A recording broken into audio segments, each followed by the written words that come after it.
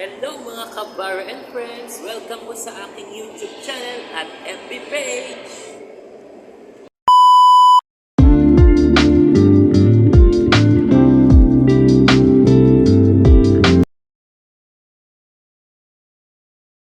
So yun, magandang hapon or magandang tanghali na po mga kabaro and friends po natin. At dito po ko ngayon sa malapit sa Angono Plaza po yan. Ngayon po, may live screening ang GABA for today. May medyo, hindi naman siya nabitin. Na-vlog ko yung mga ibang contestant na sumali, lumampa, mga Ginoo at Binibining Angono candidates po sa panibagong taon ng 2023 po yan.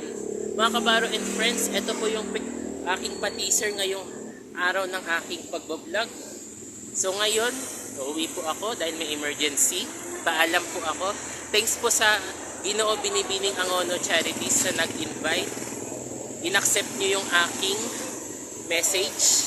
Tinanggap nyo ako. Thank you very much po, Ginoo and Binibining Angono Charities. At na-meet ko din po yung mga bagong contestant na sumali at sa mga nanalo, see you again uli at it's nice to see you back po sa mga nandyan, si Miss Kat Salem nandyan, si Binibining Angono winner po, Miss Tricia Espeña po, at syempre si Ginoong Angono winner Mr. Harvey Almoneda, at syempre po si Mr. Richard Mirabuena, tama? Richard Mirabuena, ang ating Ginoong Angono sa sining po yan. So silang apat po yung nandyan kanina. Nag-interview kasama si Mami Kimi Borja, Mama Ivan Intalan, at syempre po sa mga hindi man pumuntang photographers, yun lang, get well soon po. Hindi man nakapunta, ako lang po na vloggers bilang Makabaro Channel, Makabaro and Friends.